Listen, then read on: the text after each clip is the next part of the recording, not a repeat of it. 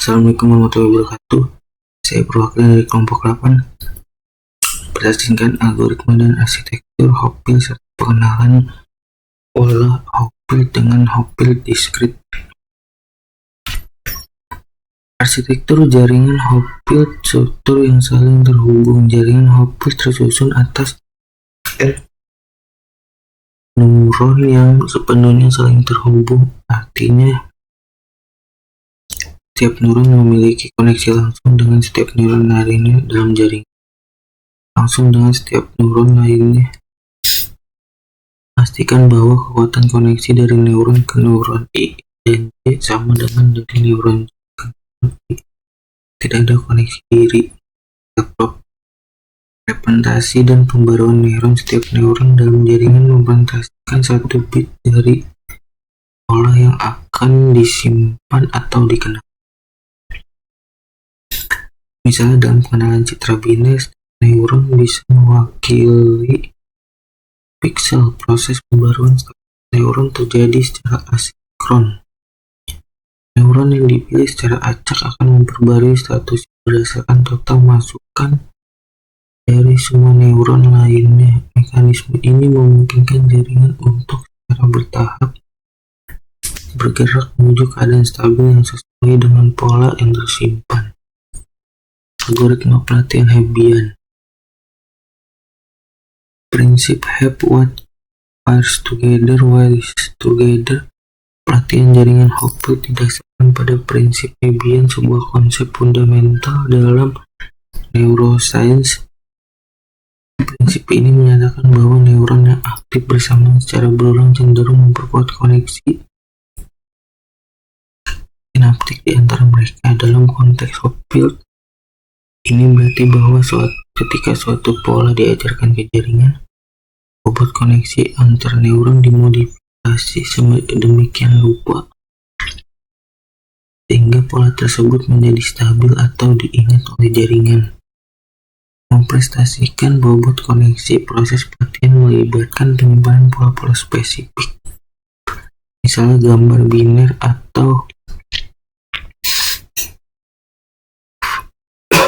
data ke dalam jaringan melalui penyesuaian bobot koneksi. Rumus untuk menghitung bobot antara neuron I dan J adalah akumulasi dari status neuron I dan J untuk setiap dibagi dengan jumlah total neuron. Normalisasi bobot diperlukan untuk mencegah saturasi dan memastikan bahwa jaringan dapat secara efektif membedakan antara pola-pola yang tersimpan. Algoritma pemanggilan retrieval pola. Inisialisasi dengan input. Pola input ini bisa berupa versi parsial dari pola tersimpan atau pola yang telah terkontaminasi noise. Jaringan akan menggunakan pola input ini sebagai titik awal untuk pencarian memori aktifnya. Kedua, pembaruan asinkron. Neuron dalam jaringan memperbarui status secara asinkron. Ini berarti bahwa setiap langkah waktu neuron dipilih secara acak atau berdasarkan tertentu untuk memperbarui nilai biner atau plus 1. Pembaruan ini didasarkan pada jumlah tertimbang dari input dari neuron lain dan fungsi aktivasi siklum. Proses ini berulang sampai jaringan mencapai keadaan stabil. Konvergensi dan hasil jaringan terus memperbarui status neuronnya hingga mencapai keadaan stabil di mana tidak ada lagi neuron yang mengubah nilainya. Keadaan stabil ini merupakan pola yang paling mirip atau paling dekat dengan pola input awal yang menunjukkan kemampuan memori jaringan untuk mengingat pola yang benar meskipun hanya diberikan petunjuk yang tidak lengkap atau bernoise. Fungsi energinya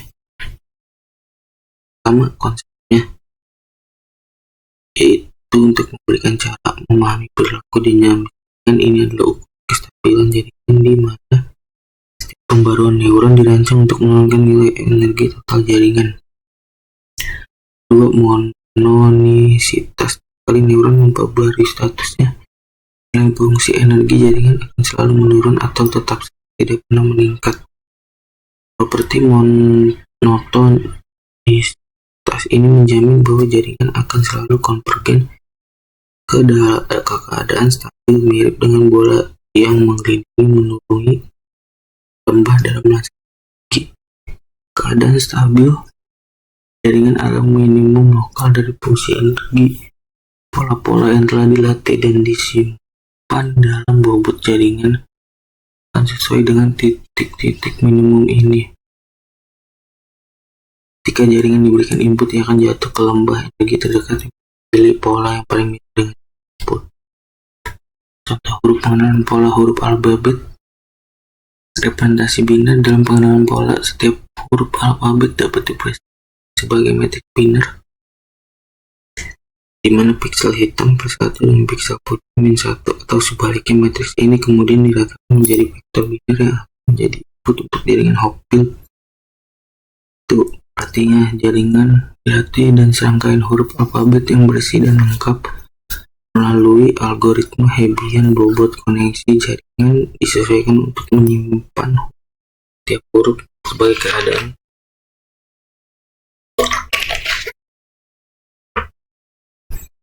stabil dalam lanskap energinya. Pemanggilan pola setelah pelatihan jaringan dapat digunakan untuk mengenali huruf dari input yang bernoise parsial. Misalnya, jika jaringan diberikan gambar huruf A sebagian rusak, ia akan memulai proses pembaruan asinkron hingga mengkonvergen ke A yang paling mirip tersimpan. Kapasitas jaringan Hopfield. Batas penyimpanan jaringan Hopfield meskipun kuat memiliki batas kapasitas dalam jumlah pola yang dapat disimpan. Ingat dengan andal menurut rumus Amit. Kapasitas maksimum P adalah sekitar 0,138 kali jumlah neuron. Melampaui batas ini akan menyebabkan jaringan rentan terhadap masalah memori. P0,138 pola palsu spurious. Jika jumlah pola yang disimpan melebihi kapasitas optimal, jaringan mungkin akan mengkonvergen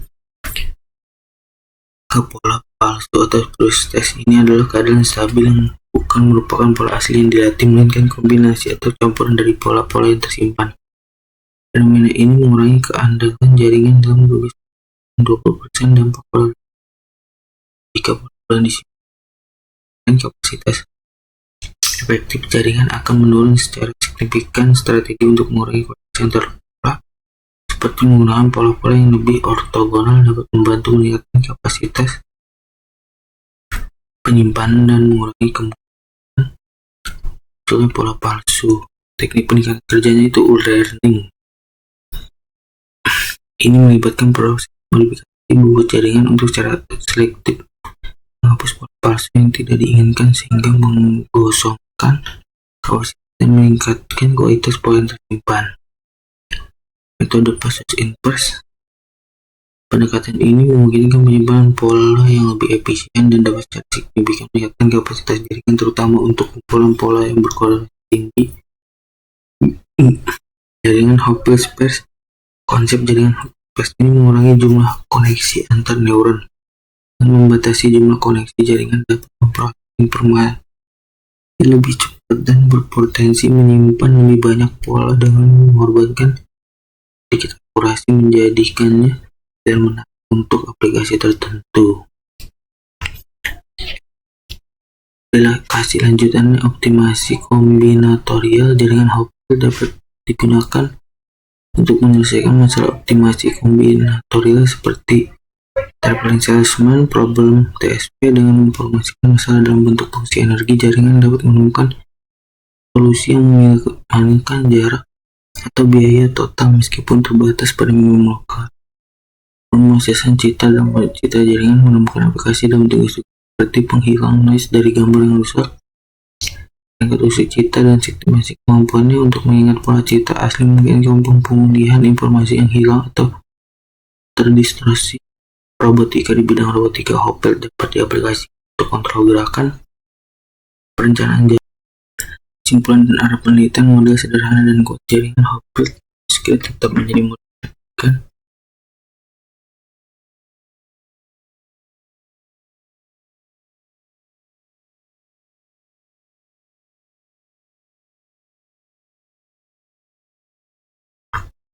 Kedua yaitu tantangan yang ada, kapasitas yang terbatas, dan munculnya pola palsu masih menjadi tantangan utama yang harus diatasi. Potensi masa depan, potensi Copilot dalam pengembangan